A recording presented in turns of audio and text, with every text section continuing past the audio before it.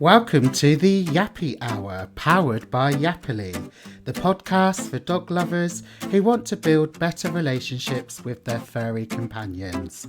I'm your host, Nathan Dunleavy, and in today's episode, I'm joined by the wonderful Vicki Main from Love Your Paws. Vicki is a kind and caring and compassionate dog trainer who's all about training for connection, not compliance. We talk about shifting the narrative from fixing behaviours to building relationships, the importance of breed appropriate enrichment, and how understanding a dog's perspective leads to better training outcomes. Whether you have a sensitive dog or you just want to strengthen your bond, this episode is packed with invaluable insights. Welcome back to the Yappy Hour, powered by Yappily. I'm your host, Nathan Dunleavy, and I'm so excited to bring you another episode today. We have the very amazing Vicki Main with us today. I have said Main, right, haven't I? Because I've known you all these years, and I've always been getting your surname wrong. So we have the very lovely Vicki Main from Love Your Paws. I'm down in the beautiful place of Cornwall. Vicki's a dog trainer, and we're going to have a chat about all things dog training, and in particular about how her sensitive dog Sam kind of shaped Vicki's approach and got her into dog training. So I'm so excited to have Vicki with us today. She's a colleague and a personal friend of mine. So Vicki, welcome to the Yappy Hour. How are you doing today? I'm doing good, thank you. Yeah, thank you for asking me to be here. It's been a tricky couple of days because Sam, who you've already mentioned, actually had a vestibular episode the Yes. other day, which for those people who've never heard of one, because I hadn't really heard of one, I thought he'd had a stroke and the symptoms are quite similar. So he's been a little bit wobbly and feeling a little bit sick and off colour. So been a Oh, bit busy with that really. But I didn't know what it was until you said the other day about it. I had never yeah. heard of it before. So bless you and bless him. Oh, okay. So, Vicky, for those who might not know, can you share a little bit about you, your business, Love Your Paws, which I love the business name, and what inspired you to start it? So I actually spent a lot of my youth, adult youth, doing ski seasons. I spent a lot of time abroad and living in the mountains. And I also always wanted a dog. And I never thought I could actually have one, but it turned out that you can do ski seasons and have a dog. And I ended up getting Ness, um, my heart and soul dog, when I lived in America. So she was my little American dog. And then, life changed and we moved back to the UK. And Ness obviously came with us, made that big old journey on her own. And then we settled in Cornwall and not really knowing what to do, having, lived abroad for so many years and done so many different things. I knew I wanted to work with people, but I didn't know in what way. So I went back to uni to do a social work degree when I was 40. And just before I started my degree, we had welcomed Sam into the family as well. So Sam came to us as he was around about 8 months old, border collie, and I think he entered our lives like an absolute whirlwind. We just had no idea what to do, how to cope with him. Um, he was just, I'd never experienced anything like him. So when I was doing my social work degree, and we're talking about psychology, for example, and how to support people and talking about choice and all of these things that relate to social work. I wasn't doing what I was supposed to do, which was relating it to humans. I was relating everything that I was learning to Sam. And then I found the sort of the psychology side of it really fascinating. So I kind of knew within my first term of first year that I would probably never be a social worker, but I managed to complete my degree and finish it. And as soon as I finished my degree, I did not start applying for social work jobs. I actually went to work for a local dog rescue, our local National Animal Welfare Trust branch, um, Mm. and just started learning more about dogs. And working there, realizing that there's so much you can do to support dogs before they ever get into rescue. So living and learning more and more about Sam, just as a dog owner. I don't like that word, but I don't like saying dog mum. As Sam's person, um, and then sort of learning more about dogs through working at National Animal Welfare Trust, I actually then set up a dog walking business to learn more about dogs and to be with dogs. And whilst doing that, I put myself through lots of courses. So, I did lots of IMDT courses, and then to work for a local behaviourist who is fantastic and, helped run her puppy classes and learnt so much from her. And then just before lockdown, I decided to go full time into training, close the walking side of my business, and then lockdown happened, so I didn't have a choice of doing anything.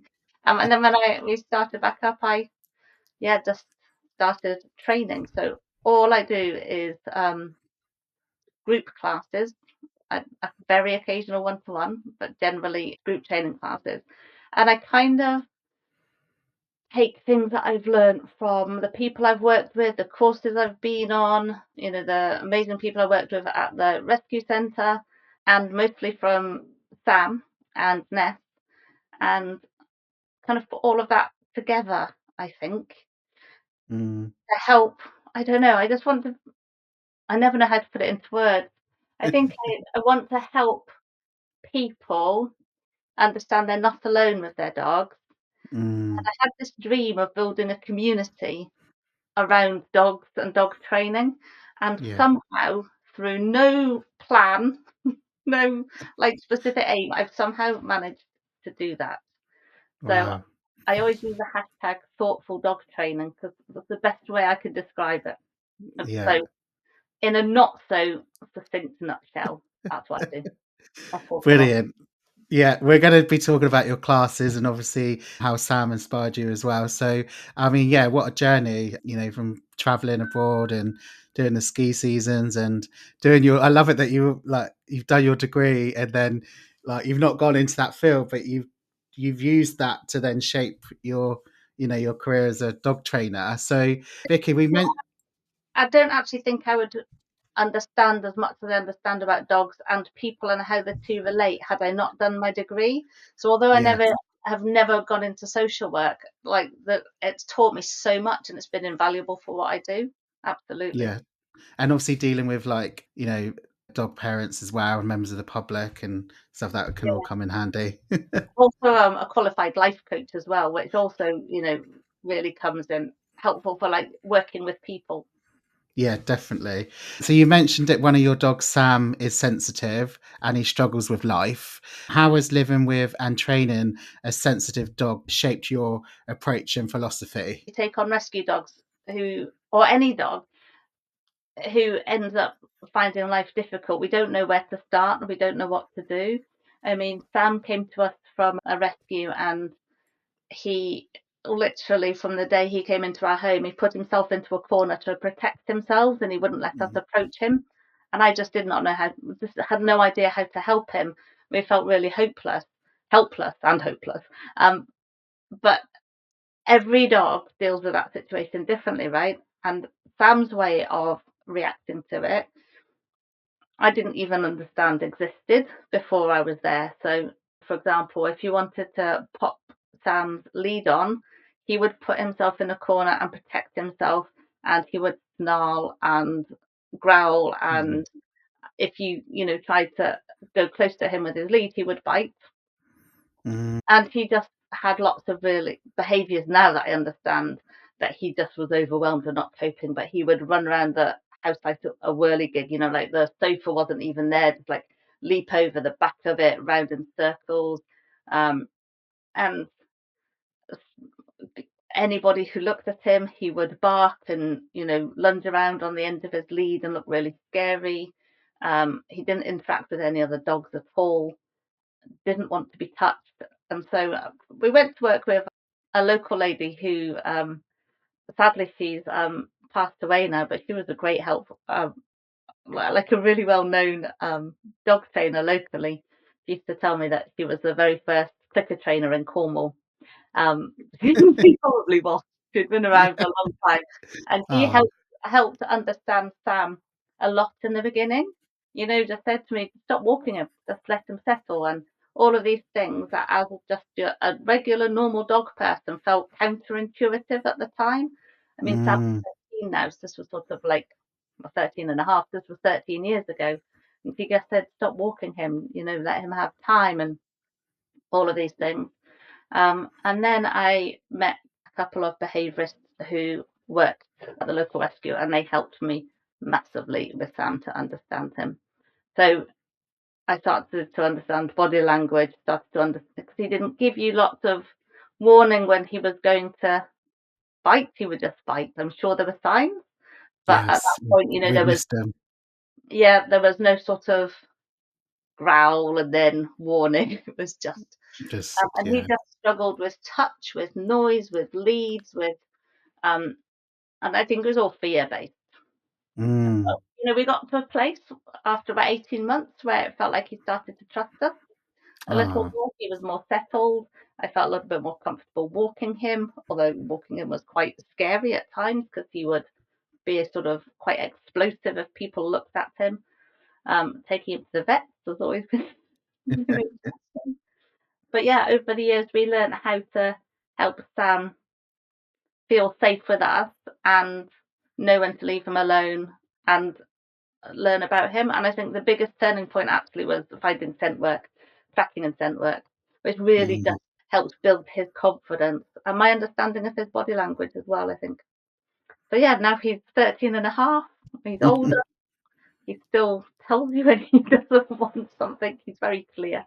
But yeah, You understand him a lot better now, and he we landed on his paws with you guys. although we've had, a brilliant vet who supported us all the way through, and Carolyn, who was kind of my mentor as a behaviourist, she's always been really supportive.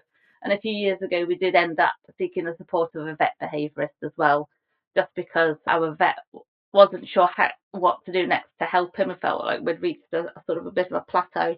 So working with a vet behaviourist was like super helpful, just to know that we'd been doing a lot of the right things, but then also to have that extra support, and that Mm. made a massive difference.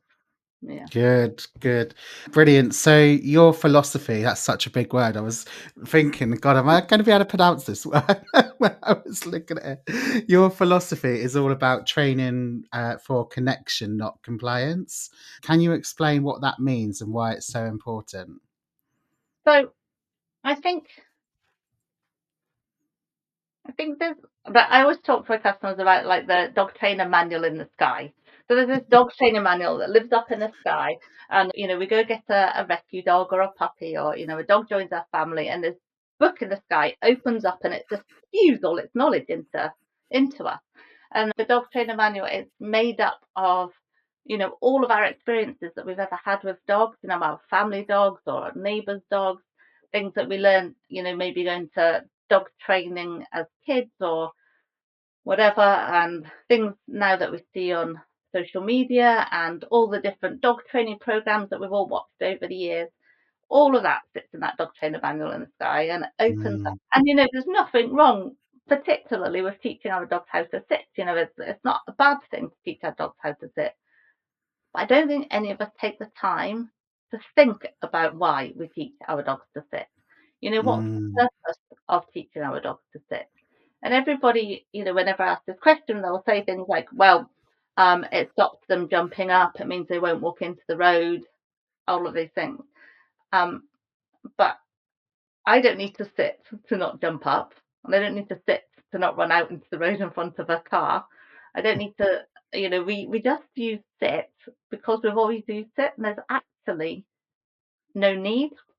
So I think it's about thinking about why we teach our dog things and what does that behaviour serve our dog. mm, So it's about, if we understand our dogs and we've got a good connection with our dogs and we have built that really lovely rapport and a relationship with them, we don't need to ask them to sit. We can just ask them to wait a moment, or they just know that when we pause, they pause before stepping out into the road, for example. So yeah, mm. I think that's yeah, just thinking about our dogs. Often like you see people asking their dog to sit and they don't, so they say it again, and their dog doesn't sit, they say it again, and you're like, Well, we Sit, just sit, sit, and it's about why the dog isn't counterproductive. sitting. There's so many reasons. Maybe they're in pain. Maybe they're a little bit overwhelmed by the situation that they're in. Maybe sitting at the edge of a road with a bus flying past them is actually utterly terrifying, and they just don't want to sit. Yeah, scary. You know, they really just don't want to sit. And if it, why should they? There's, and if we are making them sit, that's for human ego, not for the sake of our dog in that moment. Um, Yeah, and I kind of sometimes feel like I'm really contradictory because I'm a dog trainer and I teach dog training classes, and we do teach puppies how to sit. I Um, know. and I don't spend a lot of time doing that, but we do kind of think about teaching sit. But then at the same time, I'm never going to force my dog to sit. If I ask them to sit and they don't, I'm like, well, that's all right. So for me, I think it's about the thought process of what we're doing rather than just Mm. doing it for the sake of doing it.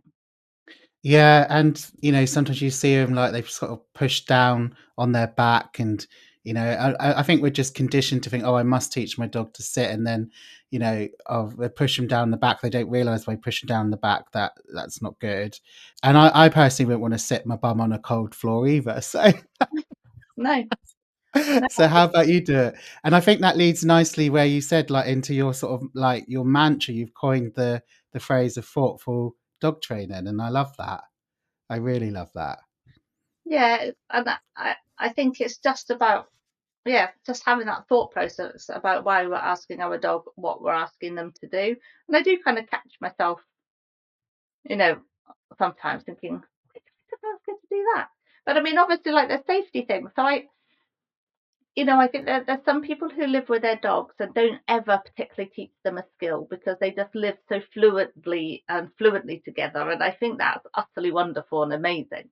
But I think that in the hubbub of busy family life and everything else, that's not always possible for a lot of people. So I think, teaching our dogs the skills that they need to be successful, within a family is really important. We don't want to open the front door and our dogs run out and things like that. So Mm. yeah, I think, there are things that are beneficial for our dogs for us to teach them, but it's just about having that bit of thought behind why we're doing it.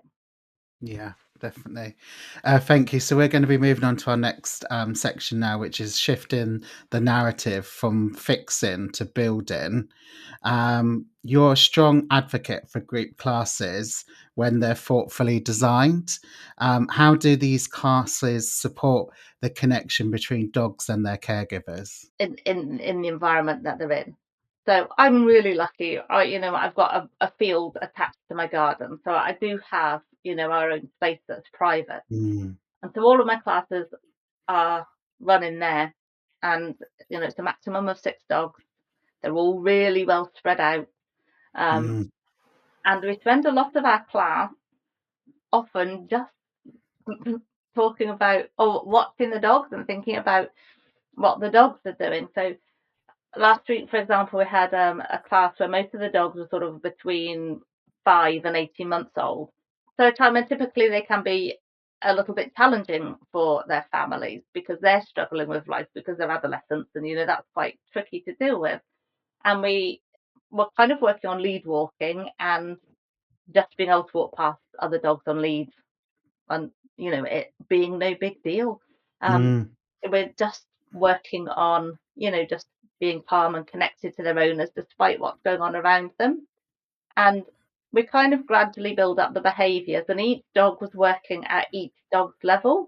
So some mm, dogs get super excited when they get close to another dog, and then they can't cope, and other dogs can get a little closer. So we tailor everything for each dog, and by the end of the class, everybody was chatting about how well they thought their dogs had done, or in what areas they thought their dogs had done better than others. And I asked them, what have we taught the dogs today? Like specifically what skills have we taught? And they all sat there and had a think and realised that we hadn't actually done anything. We hadn't used any keywords. We hadn't lured. We hadn't done anything. I had just spent the class kind of telling the people to do different things, and then the dogs do that with them. So we get more and more, behaviours towards that end, desired goal that we're looking for. And so we can just create an environment where dogs are able to learn despite what's going on around them, because basically that's what they've got to do in the real world, right? And Mm. it's difficult then, absolutely, to move from the class to the real world, but you have to start somewhere. And I think that's a really nice place to start. And I particularly like it because then we always give the people a chance to chat. And all of them are always feeling the same. You know, often people have, we all know that the puppy owners are going to say the 7 o'clock witching hour. How do we stop it? And it's really helpful to know that it's not just you that's experiencing that. And that's why I love the community side of it, um, Mm. so that people can chat through at the end of a group class and not feel alone and talk about what helped them, or a walk that they found nice and calming for their adolescent dog, and all of that type of stuff. Yeah, it's lovely. Nice to create a great sense of community, and it is quite a scary thing, with a puppy and stuff. So it's nice that you've got the support like function there with Yeah, others. absolutely. Yeah, thank you. So traditional training often focuses on fixing problem behaviors. Why do you think this mindset needs to shift? Well, when we talk about a behavior that needs to be fixed, we're we're saying that that behavior is wrong somehow. Mm, And I don't mm, think we should be thinking of behavior as right or wrong or good or bad. Behavior is behavior, and it's information, isn't it? It's just mm, understanding.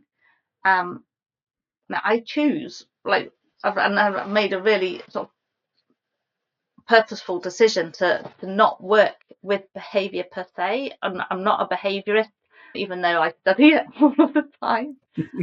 you and me both. Because I think, um, with training and group training classes, for example, if people learn more about their dogs and how to work with their dogs and think about their dog's body language and have this more thoughtful approach, that we can often stop behavioural challenges from happening.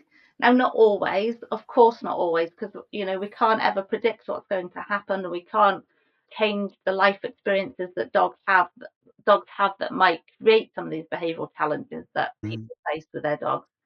But if we understand more about our dogs in the first place, I really think that a lot of those challenges could be minimised, or not happen at all.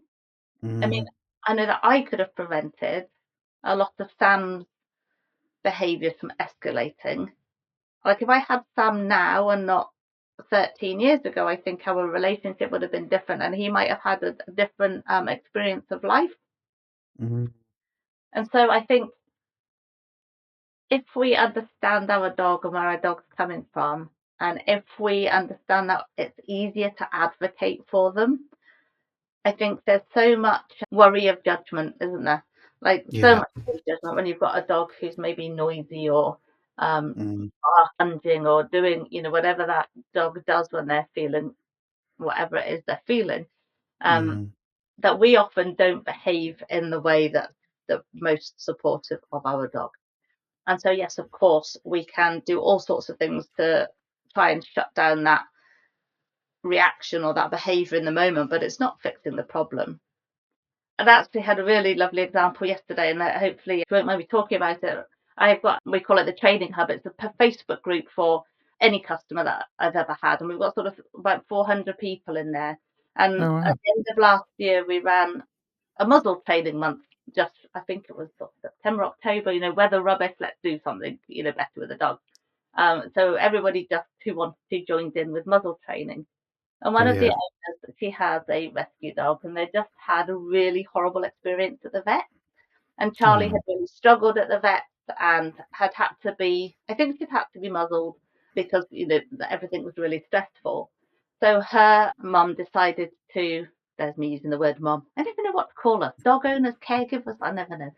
Um, she thought, right, well, perfect timing, I'm going to do this muzzle training challenge. And she just really went for it, took it slowly, took it at Charlie's pace, built it up. and she left a really lovely little post in our training hub yesterday saying how Charlie had had an amazing visit at the vet, hadn't reacted. Oh, Everybody had been calm. wow.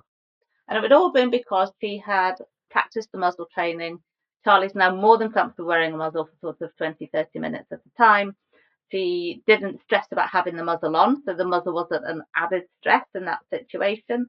Because she was Mm, muzzled, everybody handling her was able to feel calmer, which would also help her feel calm. And so it's just that kind of, that could have been another massive behavioural challenge for that dog. But because mm. the owner had taken the time to work through something that she knew could help her, it turned out that she ended up being able to have her vaccinations and everything else, and no stress for anybody. So I think, uh, yeah, I just like that as an example for rather than trying to fix the behaviour, let's work underneath it and build the confidence and the handling skills of the owners and the confidence of the dogs instead. Yeah, definitely. Yeah, I love muzzle training. We might be having an episode soon about muzzle training, not just muzzle training, but watch this space. But I was saying how muzzle training is important. I used to teach it when I did in person stuff for my puppy classes. I used to teach muzzle training to my puppies and their owners because it's not to be looked upon as a bad thing. A dog wearing a muzzle because you instantly kind of get put off. You think it's Mm. aggressive, but there's tons of reasons why a dog could be wearing a muzzle. And Um, the actual process of muzzle training is actually a really lovely bonding experience because to build the confidence in wearing a muzzle can be for most dogs a really slow process, and you start to really learn and understand your dog by doing it.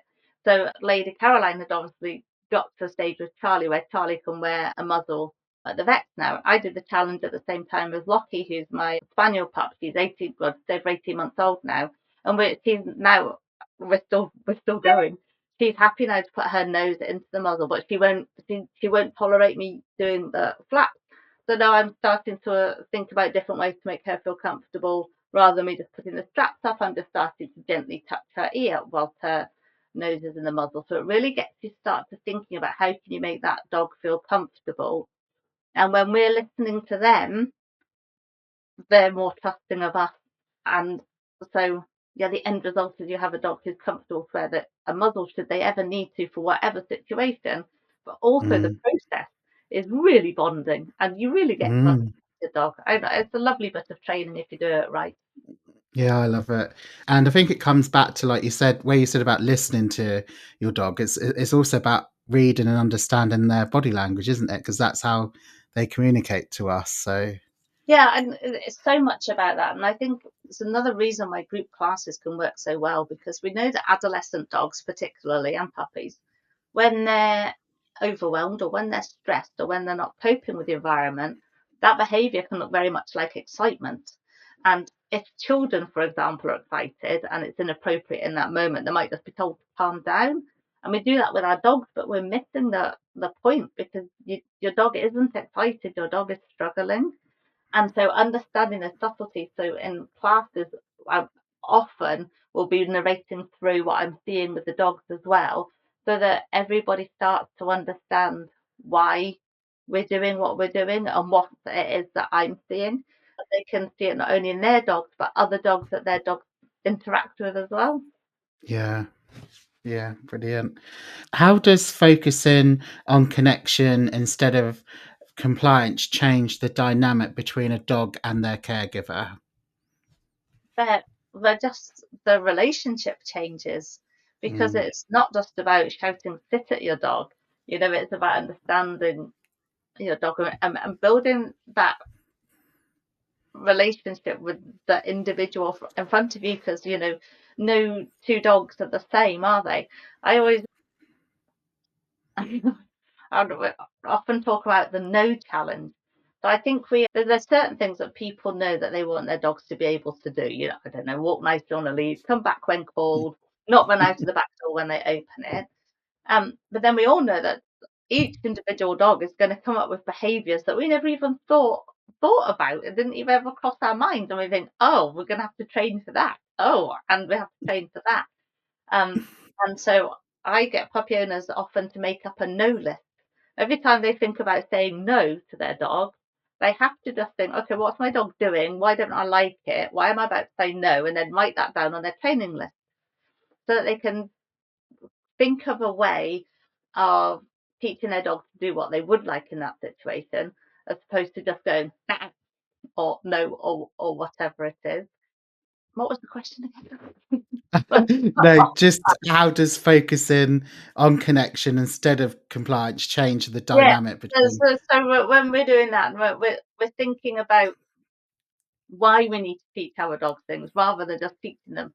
Everything changes because we're thinking about that dog and the individual in front of us, and it becomes much more. I don't know. Everything becomes just much more fluid and fluent, isn't it? It's about being with somebody who you understand rather than being in a dictatorship. Mm, yeah, just strengthens that bond, Mm, builds on that yeah. relationship, strengthens that bond. Okay, moving on to our next section. It's all about understanding a dog's perspective. So you work with some working breed of dogs, and you're responsible for activities like scent work, trailing, tracking. How can these types of activities deepen the connection between a dog and their caregiver? So I think we don't always, as humans who live with dogs, we don't always think about how our dogs perceive the world. Um, and I think lead walking and spaniels is a really good way of looking at this. So, like, Yeah, we bred spaniels to zigzag, like literally, they're yeah. bred to zigzag to go and find, you know, to put up birds, and they zigzag, quarter to That find. nose is down in it, and off they Yeah, go. and then we put them on a lead. And as a human, we're going to walk in a straight line. We're going to come out of, the front gate. We're going to turn left. We know where we're going for our walk, and we're going to walk on the footpath, and we're going to stop to cross the road. We're going to do all of those things that are governed by human convention, and we're going to use our eyes mostly, and our ears a little bit, but mostly our eyes to do all of that. And our dogs see the world so completely differently. They come out of the gates, and it's like, oh, neighbour's cat has been in there. Oh, Yeah, somebody's making bread. Birds, rats, and and with smiles. and then we just expect them to walk in a straight line along a footpath because that's what we do. Mm, And no, the dogs just don't move through the environment the way humans do. And yeah, older dogs start to because we condition them to do that because that's what we do. But it's not how dogs naturally move. And so when we just right from the start think about how dogs perceive the environment, then training becomes easier because we stop getting frustrated with our spaniel for zigzagging. We don't totally stop getting frustrated, like it is. It's still frustrating when you're trying to walk a cocker spaniel who's zigzagging, but it helps be less frustrated when you start to understand why they're doing that, and then you work together to learn how to walk on a loose lead. And so activities like tracking and trailing and scent work really help you to understand that body language because all of our mm, dogs smell is their primary sense. that's And it. so whether it's a working breed or not a working breed, you if you start doing scent work with them, any form of nose work at all, you just start to really understand um, how they're perceiving the world and how scent plays such a huge part of who they are and what they are.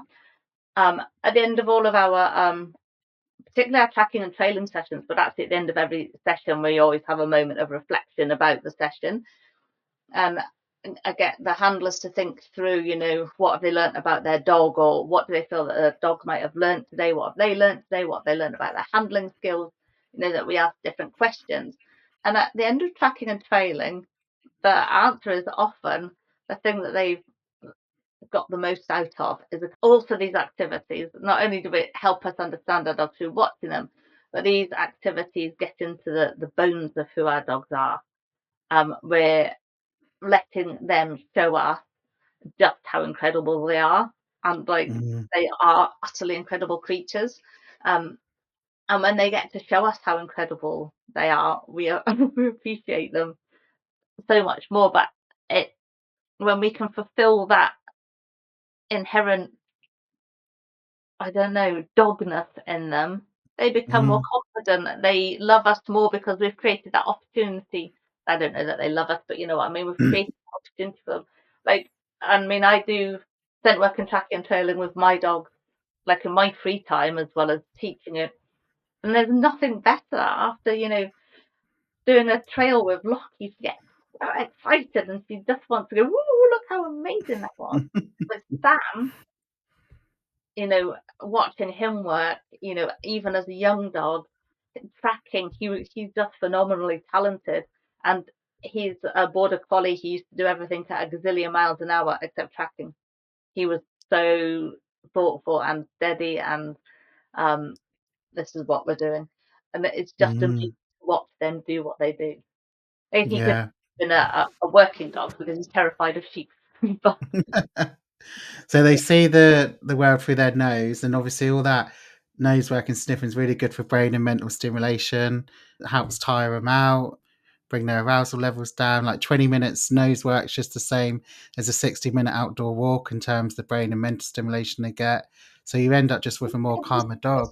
it's true if we tap into it properly. That is definitely true. Yeah, it's really mentally stimulating and tiring for them. But I think it's so much more than that. But we talk a lot about how it's mentally stimulating and tiring, but I think it's more, it gets into the heart of who they are.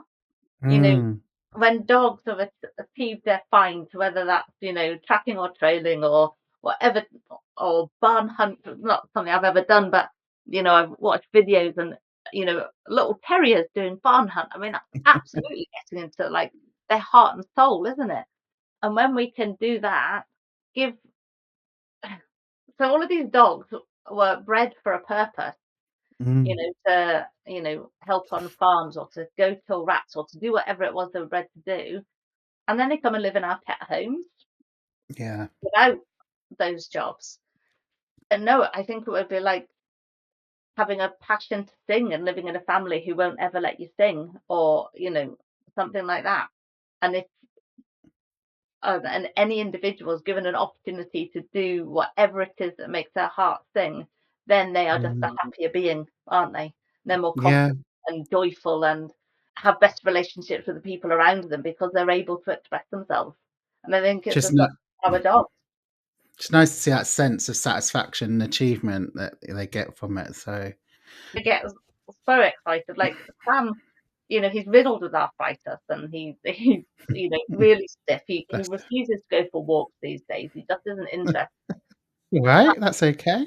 It's absolutely okay. But I have to put him on lead now to do any scent work because he will try and run. If I say to him, I've hidden some stuff, go find, he goes off at 100 miles an hour, forgetting that his legs don't And then do that. his joints are aching afterwards. Vicky, what would you say are the common miscommunications that you see between dogs and their caregivers?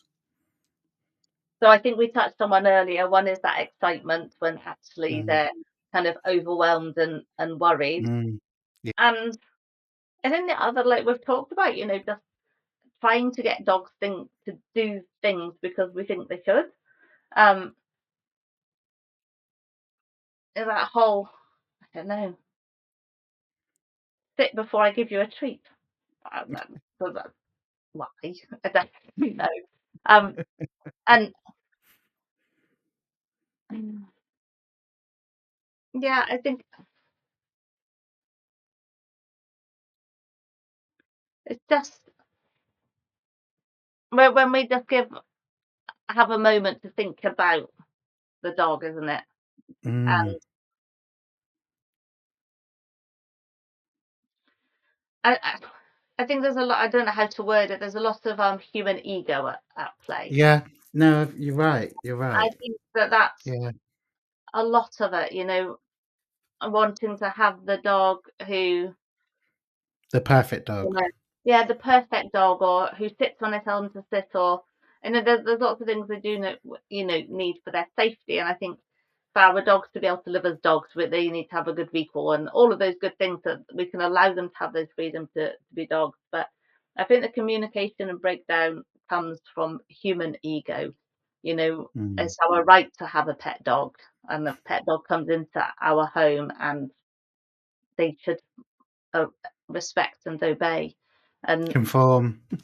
yeah, whereas if we see them as a valued family member and we take the ta- time to understand them and learn their language, I think Mm. as simple as, I think the majority of pet dog owners are not that savvy on body language, and unfortunately are probably not as savvy as body language as they think they are, Mm. because there's so many misconceptions with that. There is. Human ego doesn't allow us to just step back and learn it, because if we did step back and learn it, then our dogs would have a happier lives with them. You know, Yeah, I mean, we met when we did our separation anxiety course we together. did. We Remind did. people who say to me, "Oh yeah, they bark when we're out, but that's just what they do."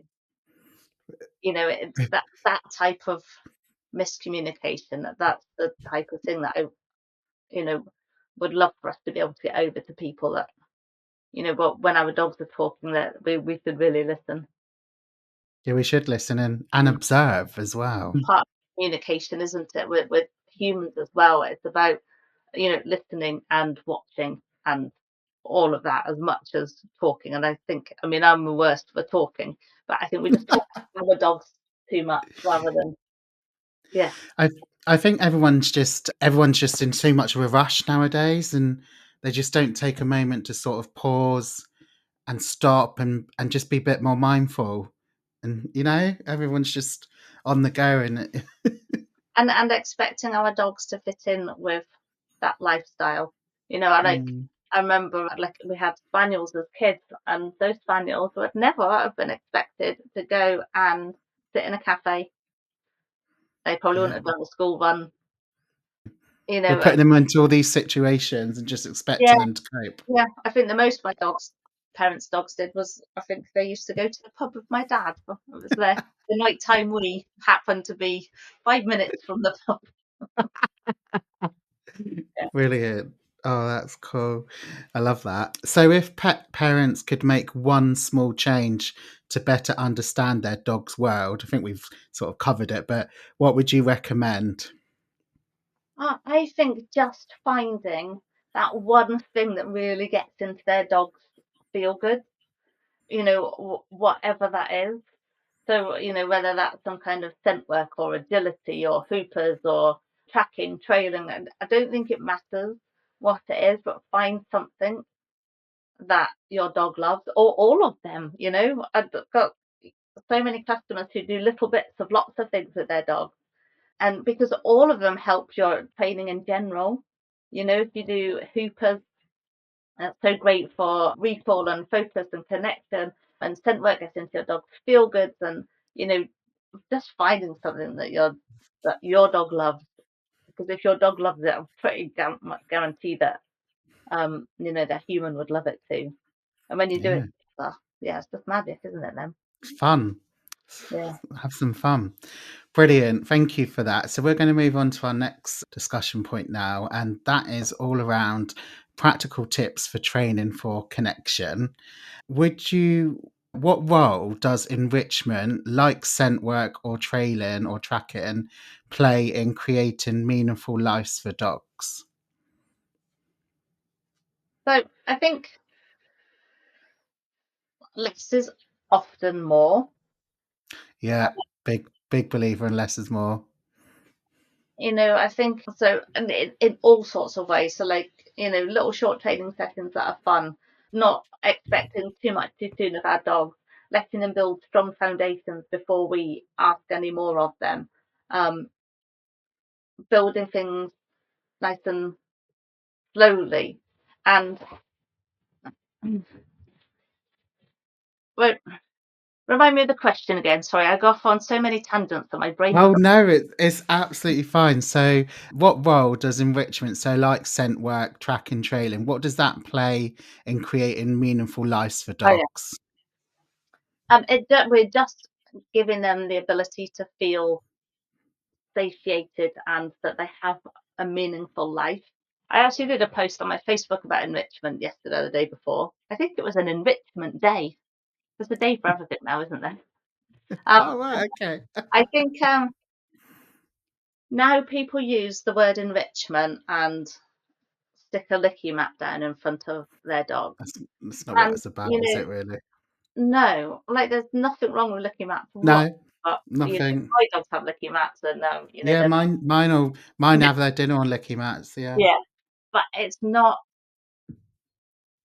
enrichment. So I think when we do things like scent work, like it's like we've just said, we're getting into what really makes that dog a dog. And so customers of mine who do agility and scent work will say that their dogs will be calmer and sort of more satiated and restful tired after scent work than after agility. Because obviously, the sports where you're working together, like agility and stuff, can be fantastic, for dogs and handlers. But they raise, adrenaline and they're all fast and it's very much a man-made sport. Whereas the nose work type sports is where, yeah, we're sort of putting human parameters around an inherent skill of our dogs. So Mm, it just creates a calmer, more satiated tired, if that makes sense. yeah, Yeah, definitely. And I think it just gives them purpose as well, more purpose. absolutely gives them purpose. So, you see dogs who have, for example, there's one of the dogs who does loads of trailing with us. The only time she ever wears a harness is for trailing. Her, owner chooses just to have her on a collar at all other times. And as soon as that harness goes on her, she knows what she's about to do and she gets excited. So you can see that they enjoy those activities because the piece of equipment that kind of goes along with it, or, well, we all know that when you put your walking boots on and dogs associate that with going out for a walk, they get excited. So we know what our dogs enjoy. And yeah, so creating a purpose and having activities that we do together that our dogs enjoy. And, I just see people who have Labradors or German Shepherds or, whatever breed, and that dog goes, to the park for a walk in the morning and round the block in the evening, and that's their life. Well, the dog's well loved and, has a family who cares for it and is exercised. But I don't know, I feel for dogs like that who don't have that extra, you know, opportunity to really be a dog, you know. Mm, I think that's what yeah, you said before about loads of people have, dogs now and they fit into our busy world. And I don't know. I think they deserve more from us. yeah, definitely. Brilliant. For someone that's just starting out with a connection-based training approach, what's one small but impactful thing that they can do today? Okay, so I think it's about giving our dogs more time to think, not talking at them. So there's this little exercise I do, and I don't know where I got it from originally. I'm sure it's not an original of mine because I don't know that any of us have anything original. But because we all find different exercises that work, but this is my like all-time favorite. I just call it the focus game, and I've seen it done in a number of different ways. But the way that I like to do it is you just let your dog know that you have a little piece of food and you just really gently drop it to the floor to one side and you let your dog look for it. But we don't say find it and we don't point at it and we don't encourage them. We just let them look for it. Once Mm. they found it, 9 times out of 10, even though it's the first time they've ever played the game, your dog is going to just look up at you and go, "Whoop, did you see that?" And if we just capture that little moment that they look up at us with just a little marker word like good, and then drop a piece of food to our other side, not throw it, just super gentle, drop a piece of food to our other side, let them look for it, sniff, snuffle it, doesn't matter how long it takes, they look up at us and repeat. If we do that for a few minutes every day in lots of different places,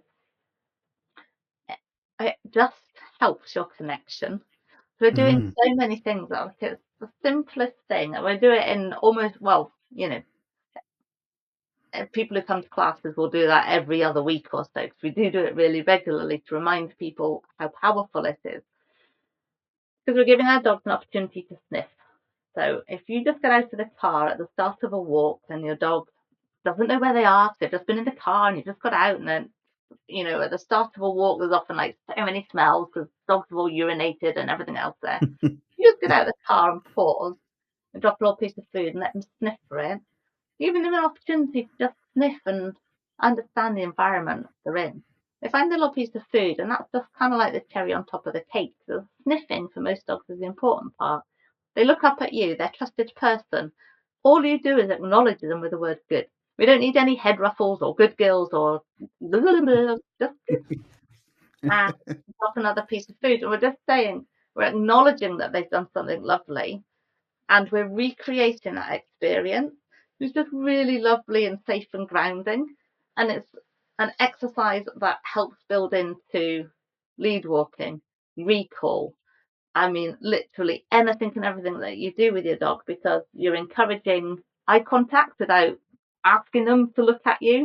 They're just learning that looking at you creates good things. And you can do it with a dog who, I don't know, maybe worried about livestock. You might have cows 100 meters away, just pause and do the focus game. Give them an opportunity to look at the cows, but they check back in with you and life is okay and another little piece of food arrives. Go and help dogs who turn up into the class and are feeling a bit anxious because there's lots of dogs around. At the start of an adolescent class with, 6 dogs, it can often be a little bit noisy initially. And if they all started in a focus game, guarantee within 10 seconds you've got silence in the field because the Mm, dogs all just start to calm down. But even more importantly, if the handler just really slows down and doesn't tell their dog where to look and just lets them look and doesn't say, find it, find it, find it, good dog, they just slow down everything that they do and just use a marker word, they're giving their dog time. And that's the most mm, important thing. 'Cause we do things too quickly. And we that's my do. favourite exercise for building calm and connection and focus in different situations. And something I do with Yeah. my dog pretty much every day. Yeah, I think we take it for granted, don't we, time? So Mm. brilliant. So setbacks are inevitable in any training journey. How can pet parents handle these moments without losing trust or connection? And I think when we have setbacks, it depends on what it is you're trying to achieve in that moment. And it's usually down to us to not have a dog. And if we can just take a pause and think about that, it stops us putting everything on our dog. So I think we're kind of, I was going to say we blame them. That's maybe the wrong word, but we often blame them for not getting it right. We blame them for being silly, or we blame them for challenging us whatever way. But if I don't know, we're teaching loose lead walking, for example, and then they just start pulling, just kind of take a pause and think, why? Do we need to go back a step? Do we need to go practice it somewhere quieter? Have we really been practicing? Does our dog really understand exactly what it is we want of them? So Mm, we think, yeah, think about us as being the teacher. Have we made what we're trying to teach our dog, who's the learner in that situation, we made it clear to them? Do they understand? And are we being motivating enough? One of the things that I say, I think it's that dog trainer manual in the sky again. As soon as people start teaching their dog a specific skill, we all turn into bloody Barbara Woodhouse. You oh notice? God. Even like the gentlest and kindest of people. And I don't mean like that old school, proper Barbara Woodhouse, but we all get really serious. And if they don't get it right, you see people get really frustrated and their voices start getting a little bit firmer. And, if we say sit and our dog doesn't say sit, like we say sit a little bit harsh. And I'm like, oh. So I always say, our dogs are not choosing to learn. We want to Mm, teach them. They're not university students who have gone, yeah, I really want to learn physics and I'm going to put my everything in. They haven't had a choice. We're kind of saying to them they need to learn this. And, they're dogs. So we need to think more primary school teacher. And so if they're not getting it, how can we help them get it? And are we making it fun? You know, Mm, I'm sure other dog trainers listening will know what I mean when I say, you ask a class of people to start teaching something within minutes. They all start getting really serious about it and forget that they should just be having fun because, training is, or the training is part of the journey, isn't it? And it's mm, we're never going to start teaching something and have it perfect within a week. Often it takes a year, 2 years, 3 years for some things. So all of that training is a part of our life with our dogs, and that's the journey that we have with them. So yeah, it should be as much fun for them as us. Like, and if it's not fun, mm. why are we doing it? So yeah, make it Yeah. I always used to just say in my puppy classes, like, short and sweet, little burst, little sessions, but to have fun. The moment you stop having fun, then you need to just forget it and come back to it. yeah. As soon as you start to hear that like tone in your voice come in, I think primary school teacher, not the university lecturer. Definitely.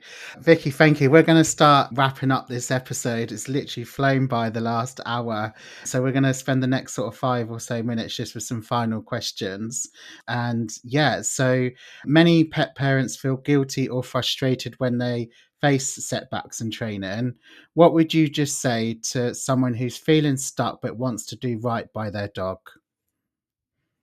I would say talk it through with somebody. And I find this myself as well. You're trying to teach your dog something, or there's something you're doing with your dog, and when it's just you and your dog, you can get really stuck in it.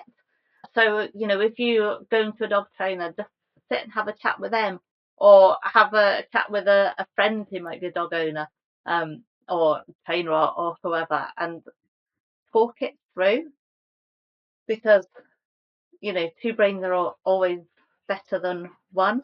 And Yeah. sometimes we just can't see the wood for the trees, and we just need to, have a fresh perspective on it. I know Mm, that there was, when Lockie was little, I was starting to feel like that. I felt a lot of pressure from people, like, oh, she's going to be the best trained dog ever. And I thought, oh, she probably isn't. But now I feel like maybe she has to be. oh And no, it's never the I way. little bit, yeah, like hard on myself. And a friend of ours, actually, Charlotte, said to me, she's a puppy. Just stop, just have fun, just have fun. And I was like, oh Mm. yeah, yeah, that's right. Oh, I forgot that bit. So sometimes you just need somebody, that fresh perspective. That would be my advice. Definitely. What would be the one piece of advice you'd give to someone feeling overwhelmed by their dog's behavior, but they're eager to build a stronger connection? I would say do that focus game. I can't Yeah, think of a focus game sounds single fun. behaviour that, just pausing and doing the focus game doesn't help. And if you're feeling overwhelmed in the minute because your dog is doing something that you're like worried about in that moment, like if they're barking or lunging, or if they're like bouncing up at you, like we know a lot of adolescent dogs can do, often that what you need to do is change the environment, and change the environment in Mm, that moment quite quickly. So it's not necessarily about training. Sometimes in that moment, if you just need to change what's happening so that you can calm down to help your dog, you just have to change the picture. So changing the picture in that moment might just be sprinkle some peas on the ground. It might be do mm, a U-turn and get your dog out of the situation that they're in. It might be just call the walk off that day and just go home. And yeah, change whatever is happening in that moment to help your dog feel calmer. But the only way you can help your dog feel calm is if you just take a moment to calm down yourself. And often, yeah, the focus game can be great for that. And otherwise, in take, general, the same answers before, chat it through with somebody else and see if you can get some help. yeah, take a breath and play the focus game. If there's one message you would like dog parents to take away from this conversation, what would it be? I think it would be to learn who your dog is and make sure they have opportunities to do the thing that makes their heart sing. There's Mm, nothing better than seeing your dog's heart sing. Honestly, that's the best feeling in the world. Through doing so, you just start to learn about your dog, and also just in general, being a little more thoughtful every day about how your dog experiences the world and how we can support that and make Yeah. our world the best place for them. Yeah. Yeah, Comes back to thoughtful dog training again. yeah. I love that. Because our dogs haven't chosen where they live, have they? They're captive animals. They don't choose who to live with, where they live, where they go for Mm, their walks, where they sleep, what they eat. It's our responsibility to give them the best possible life we can. And to do that, it's about being thoughtful about who they are and how we can meet their needs as a breed. They're not humans, they're dogs, and we need to, you know, meet that species specific needs that they have. yeah. Brilliant. Wow, God, we've covered lots off this evening. So, Vicky, putting you on the spot, we've got lots of guests lined up for the Yappy Hour. I've booked lots of different people in. We've got vets, groomers, behaviourists, trainers. We've got people that do hoopers and lots of different people. But if there was one person you'd think we should invite onto the Yappy Hour, who would that be and why? Oh my God, that's a question. A lot of people get stuck and then they give me like about 5 people. Yeah, but just one person you Just think we one. should invite. Yeah, we should invite on to, oh, however many you want. There's so many incredible people out there working with dogs, aren't there? Do you know, this is really terrible because I've forgotten the lady's name. But so last year or year before, I did a scent work course with Sally Smith, who, if you Yeah. haven't got lined up, I'll be very surprised if you haven't, but she should absolutely be on here. But Oh, who knows? Who knows? um, and I'll tell you quickly why I think Sally should be on here is because Sally's way of thinking about dogs is just incredible, and it's just taken her on such a different journey, especially from starting as a military dog handler. So the way she lives and works with dogs now. But when I was on her course, her teaching scent work course, she organised lots of different webinars for us, Mm. and I'm sure she's called Louise, Canine Consultancy, I think her I company think, is. yeah, I think I She it rings a bell. she did two different webinars for us, and she works with dogs in and it's scent work, but for environmental projects.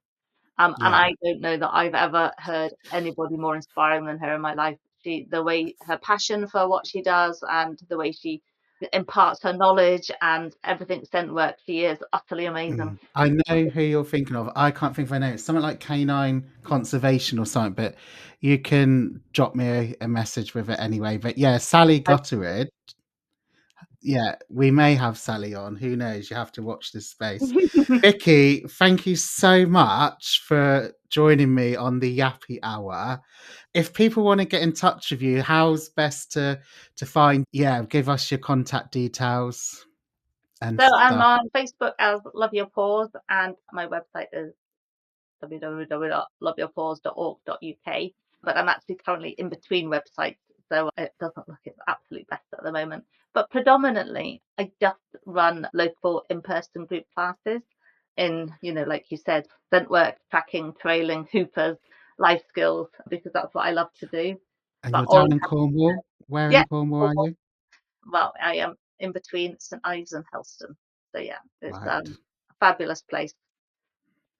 It is. Remember many holidays down in Houston and Falmouth and that down that way when I was growing up. So, Vicky, thank you so much for joining me and installing all your knowledge, thoughtful dog training.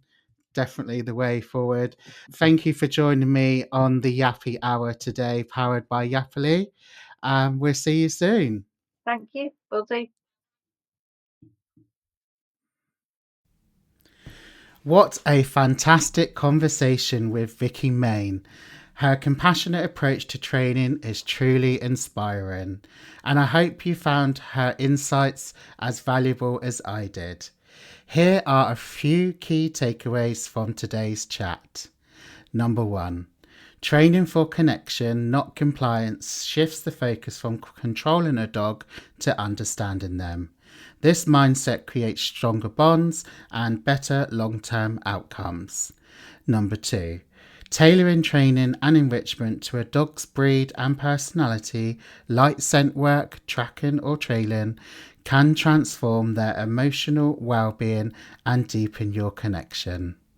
Number 3, setbacks are all part of the journey, and it's okay to feel frustrated. Vicki reminded us that progress happens through patience, empathy, and celebrating the small wins. Vicki, thank you so much for sharing your wisdom and for reminding us that training is about relationships, not just results. And to all our listeners, if you're looking to deepen your connection with your dog, I encourage you to check out Love Your Paws and follow Vicki on social media for more tips and inspiration. If you enjoyed this episode, please consider leaving a review or sharing it with a fellow dog parent. And don't forget to subscribe so you never miss an episode of the Yappy Hour. Thanks for listening, and I'll see you next time.